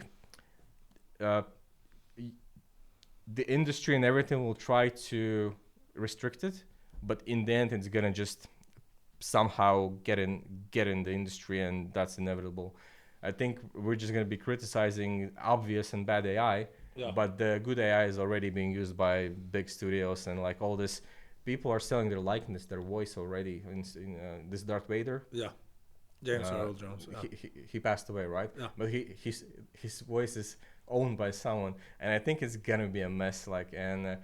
My stance on AI, I mean, I don't want to be positive or negative. I just accepted that it's a change, and I think you need to adapt it. I mean, you might like it, you might not, but I think you just have to adapt it. For me, what was interesting, those two decisions, because it made no sense. At the Venice Festival, they played the first ad. Nicholas Winding Refn made the ad for bikes. Okay. And it's like 5-minute short film, but it's like an ad, and they screened it, and I think it's weird that you screen an ad. It's like it's such a corporate nihilistic thing, like, you know, putting 1000%. art like an ad. And Yeah. I think it's gonna happen the same with AI. I mean, it's gonna get somewhere someone can earn some money. And it's gonna seep in through the cracks. Well, for me, the fact that YouTube banned it 2 days ago, I heard Actually, a I lot of. didn't know this. Yeah, well, it happened on the 15th, 3 days ago. And what it was funny for me, it's not that it's banned, that it's not going to be monetized. What was funny for me is that everybody, like I saw a lot of podcasters commenting, it's like, well, because YouTube said that it's the human touch that is missing, that they want to. And I was like, this is not what is happening. I know that my idea was, for sure, their platform is cluttered with AI and they have to be losing people. And that's why they're banning it. So they're saying Google, like YouTube is owned by Google, Yeah. has morals and empathy. Yeah, that's a joke.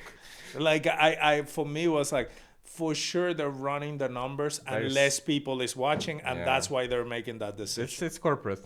It's corporate. It's It's money. not like, oh, human touch. Of course they're gonna say that. That's good PR. Yeah, But you know, it's Google, man. They want. Yeah, but what it still gave me was that, oh, if the numbers are so bad that they're doing something about it, we have been thinking, because I was in the same like you, like, oh, this is inevitable. Yeah. But I'm like, oh, but if it's not selling, oh, I didn't see this coming. That surprised me, because I would never imagine that YouTube was going to take that Even decision. Studio A24 made AI posters for Civil War, and it was kind of an odd decision. Okay. But it stirred some controversy and attention to the film. So maybe that's genius in marketing, because people used to say bad press is still press, which I don't fully agree. I think bad press can Can be kill bad, you. yeah. But it worked. But like they made AI posters. I don't know. Do you use AI on your daily basis? Nothing creative, but I'm gonna tell you, I've tried it in everything. I've tried it for scripting. I had to throw it away because the robot is too stupid. And but at some moment I started making all the I have the reels, yeah, all those things. I started doing them to streamline it with the robot. I think back then was ChatGPT, and I would put it in a way that it was basically like reading from a teleprompter. But the things that he was saying, like, this is what happened literally. One day, I read some, because he writes he has a way of writing. yeah, I don't like it. Yeah, and then what happened was that I read somebody's post that said literally this phrase. Everything started to shift, and I'm like, this fucking robot has given me this script to myself so many times, and I'm always not saying it because I'm pissed, that I was like, I'm gonna drop it, and I dropped it, and it became better. Like it became because he just doesn't know. He's just a collection of and there's ideas. this discourse about human touch and everything. Like, well, humans don't create. I mean, what is a human touch? I mean, yeah. I think just AI cannot make something interesting, honestly. But humans also take from previous works and inspirations. Yeah. But I don't see how they can make a good script or something like that unless it's really supervised by someone. Because I use it for stuff technical. Like, I write a review. Yeah. And I say check grammar, but don't change even one word. Okay. Yeah, just for that, stuff Okay. like that. Yeah. I use it a lot is for research. This is where I Google, feel man, it's a great tool. Search engines have become advertising hells, man. They just advertise. Yeah. Yeah. And in that way, that really helped me, because I remember I used to do things like, okay, I would be writing and I would be like, okay, let me think of another scene. How has other people handle it? And I would have to Google, then go into the blogs, open But the for things. example, you're working on your new film. Yeah. And let's say you have this vulgar, logo. Someone worked on it. Would you see yourself making a logo for a film in AI and not getting an artist? Like, how you're as a creative person, do you, for example, you see a specific person you want to do a logo or font for your film, or do you just like how is the process like how did this vulgar came to life? This I knew I wanted long, tall, there's this video from, I'm not even ashamed of admitting, there's this video from Lady Gaga, Alejandro. Yeah. I remember the first Great time, video. at that moment, I was really in my music video career. When the music video came, it hit like Alejandro, like in tall white Yeah. letters. And it was so, oof, I got such a, when I saw it, that I was like, oh, this is what I want with So, Vulgar. If you would, like, for example, you know what you like, your style, and if you could save like some funds for your film, would you use AI?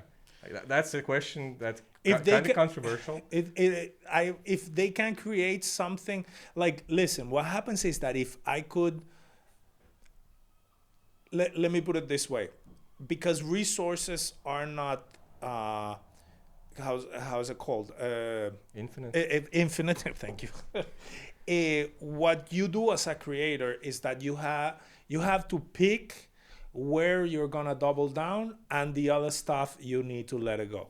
Yeah. So for example, when I was doing Vulgar, the movie, I knew I couldn't afford anybody from the industry. Yeah, like technicians, because the people here just charges too much. Yeah. And because the industry is so small, there's no people that are gonna do anything for free, like in New York, because there's no way to grow. If you don't charge right now, you're not gonna charge tomorrow. So I knew I'm gonna have to work with my students, and Yeah. I'm gonna pay whatever I can pay, and I'm gonna give them a big position in my movie so that they feel, well, I'm gonna be in the poster of the movie, I'm gonna do this thing.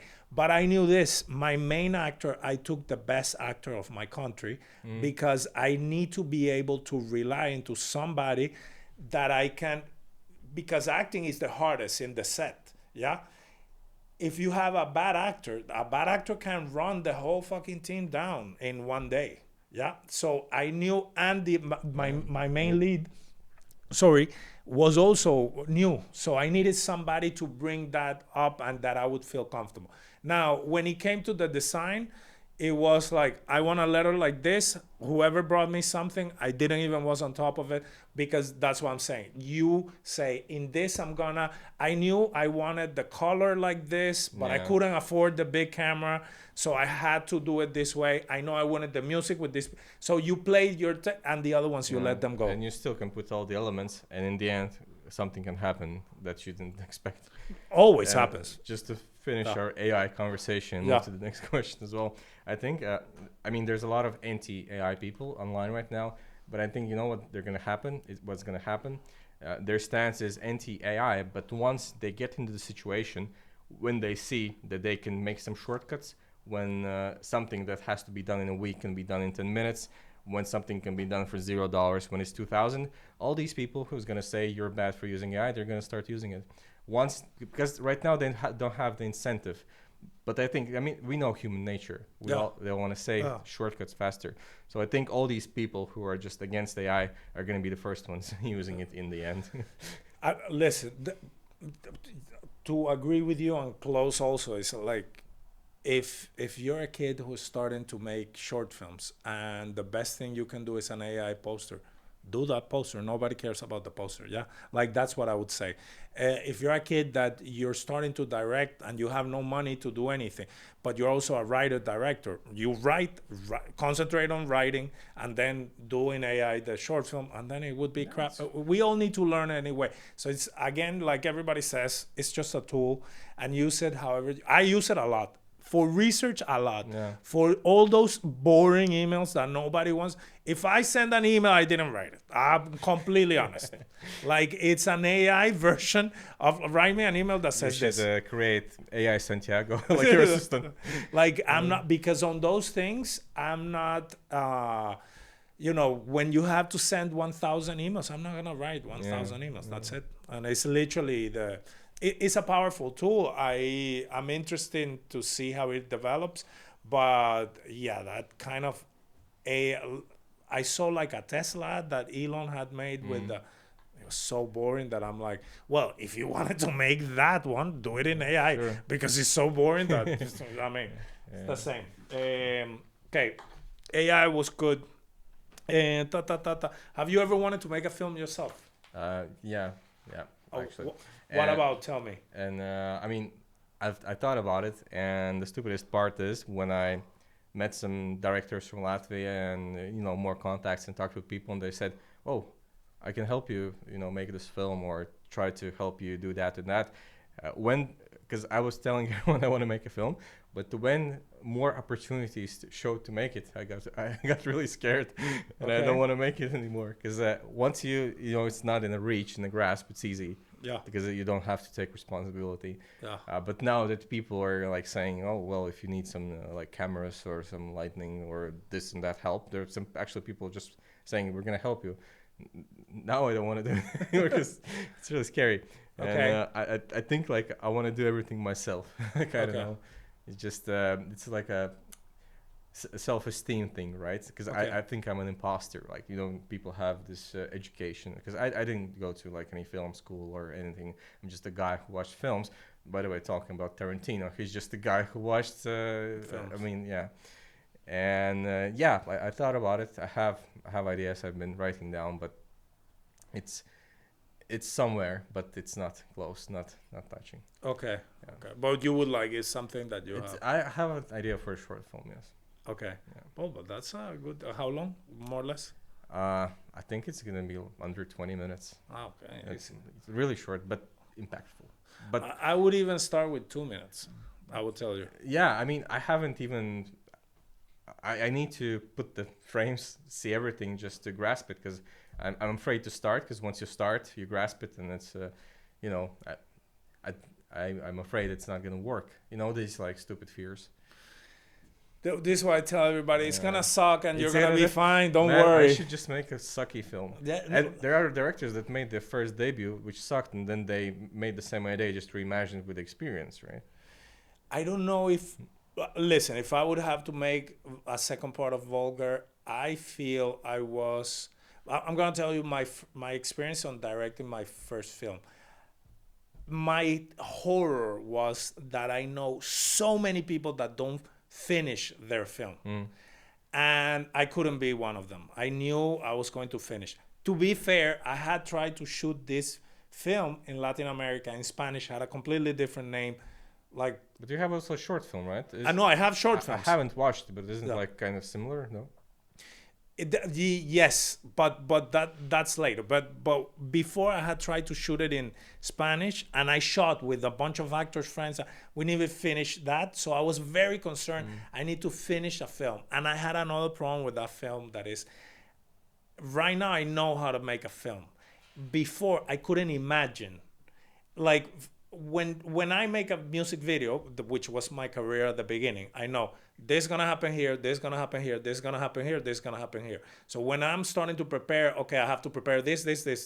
When I'm shooting, right now I'm shooting this, now I'm shooting this, now I'm shooting this, now I'm shooting this. And then when I'm finishing, now I have to finish this, put everything together, deliver.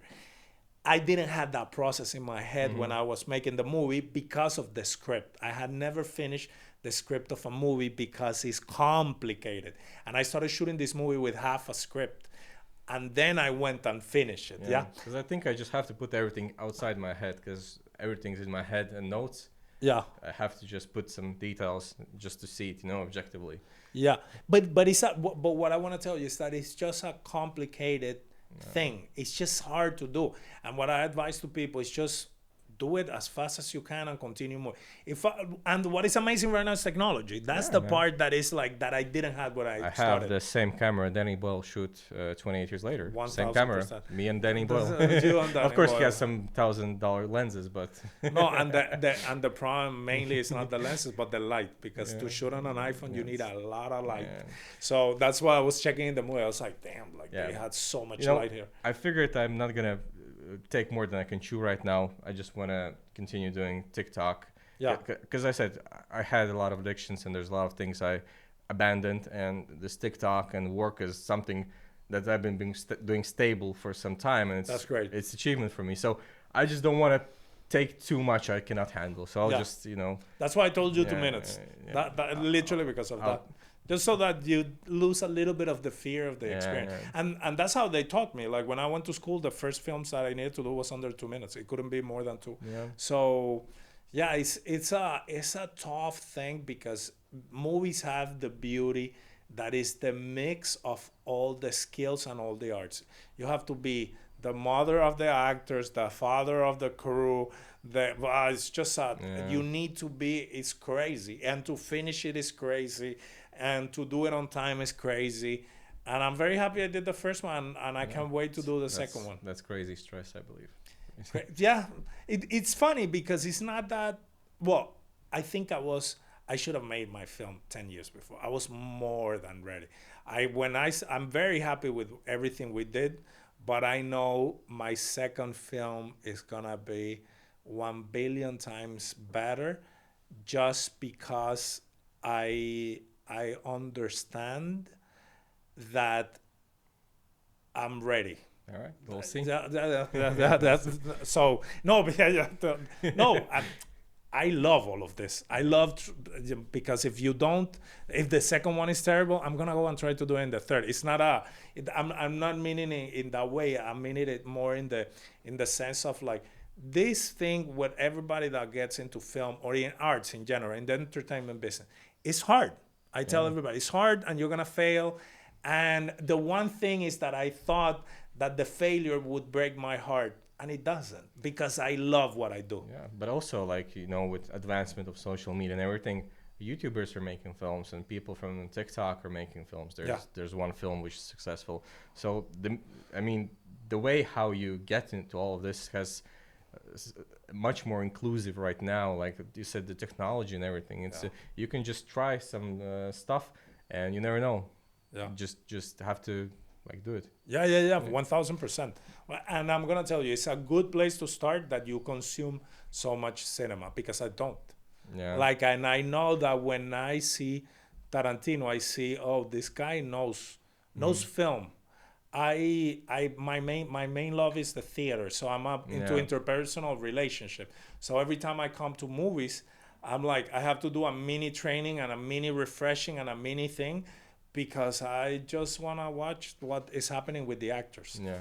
So, but no, I would encourage you. Yeah, but don't expect film in the next 5 years. Okay, but good. You're doing good in your TikTok thing, so that's cool. Because we talk about so much that many. Okay, this is a good one. What's the story behind the name Cinema Frog? I don't know what happened, but I really like frogs, and I have the frog tattooed here and on my neck. Okay. And there's this wonderful cartoon. It's called Over the Garden Wall. It's from Cartoon Network. It's 11 episodes by 10 minutes, so it's like a feature film. Okay.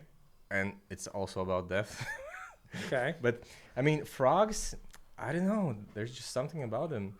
And also, there's this chemical, DMT, and there are frogs which have this molecule which gives you like a ego death hallucination. And a frog exhibits a molecule that perfectly sits in your brain, and you get this DMT trip.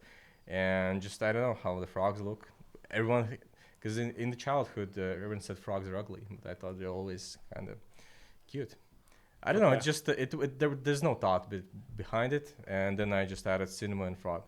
I don't know. Okay. It's as simple as this, people. This question gets asked a lot, but there's no it's just nature. Okay. What do you think about sexy movies?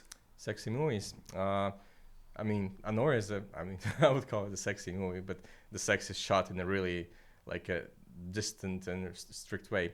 That was one of my problems with the movie. Yeah. But because you saw mine and how I shoot. It's shot like a transaction, You shoot more like love, but it was transactional. It's just sex is a transaction, But in general, I don't know. I don't shy talk about sex or watch sexy movies. I haven't watched I don't think there's been any. Baby Girl, the film. Didn't watch it. It's erotic thriller. I don't mind. I just haven't, sex doesn't drive me as much as this force, I would say. So. Okay. But I don't mind films like that. Okay. That drive me. I love all the 80s erotic movies. Love them all. I love when the girls in the films are sexy, the guys are sexy, and everything. That's cool. Because right now they're trying to do different stuff. But Yeah. I mean, everyone loves beautiful people, so I think. I agree. I agree. so I agree. I that's agree. I all agree. I remember that one of the distributors that wanted to get the movie from us, he said, like, you have so many beautiful people in your film. I'm like, yeah, of course. I love beautiful people. Yeah. That's good.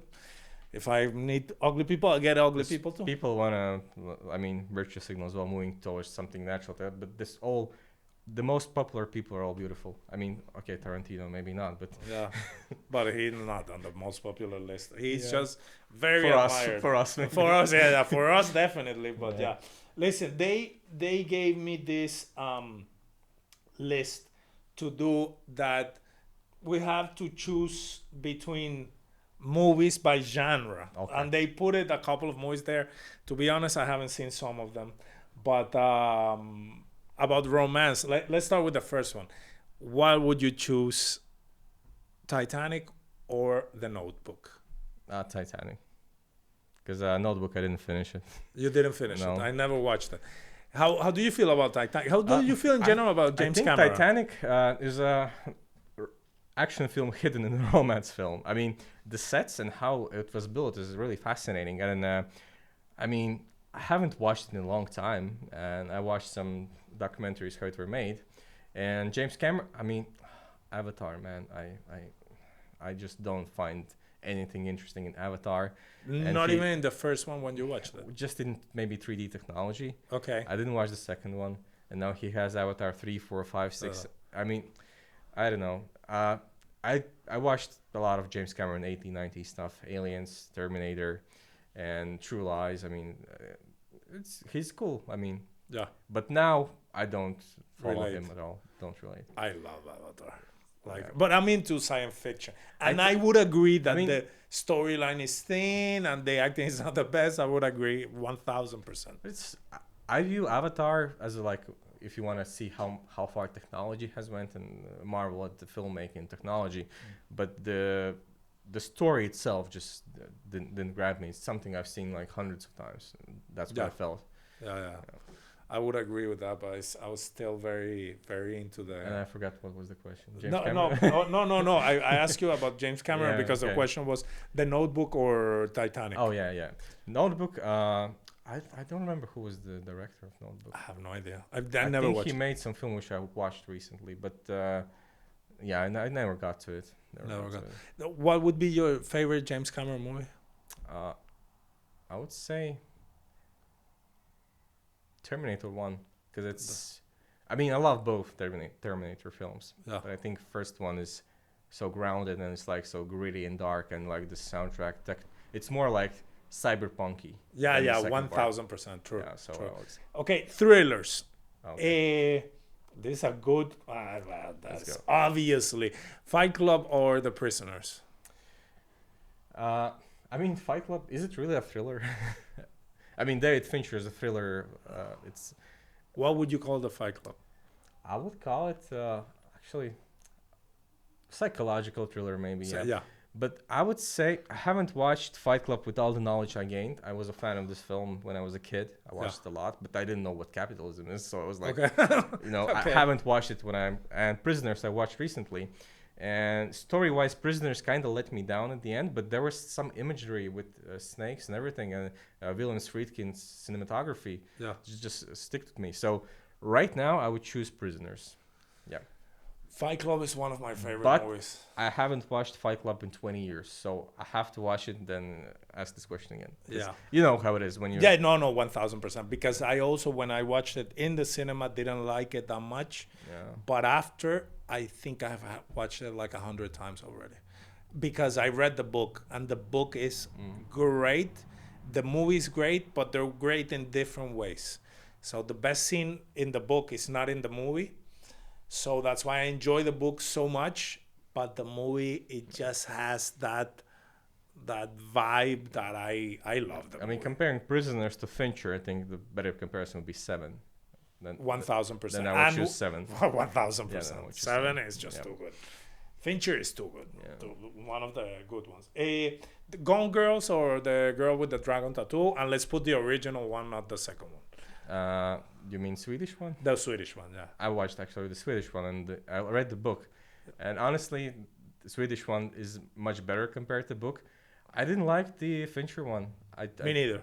I think the character doesn't get explored. The Daniel Craig character is just like he gets an invitation, he goes, because the book, it's like half of the book is about him going, and I like the Swedish version more. And Gone Girl, honestly, I kind of didn't buy it. I just didn't buy it. The twist was cool and everything, but I didn't believe Ben Affleck. Well, Ben Affleck. Ben Affleck. Yeah, so my choice is Girl with a Dragon Tattoo. Yes, okay, the original one, okay. Zodiac, I don't know how we're comparing these two movies. Zodiac or Black Swan?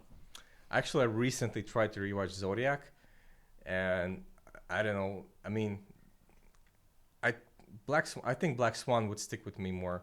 Zodiac, I really loved it when I first saw. On second rewatch, I was kind of, it felt kind of a little bit of bland. There's some great action, set pieces, but Black Swan as a movie as a whole, I think, is just more interesting. Yeah, it's a great movie. I really like Black Swan. How it's shot, very good.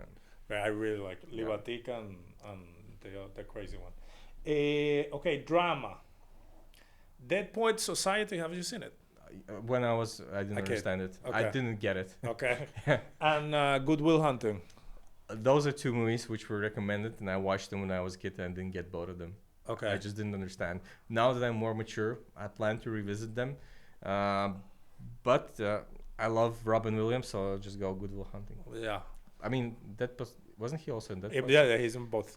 I don't know. But he has a beard. Yeah, I think in Dead Poets Society it's a little bit more.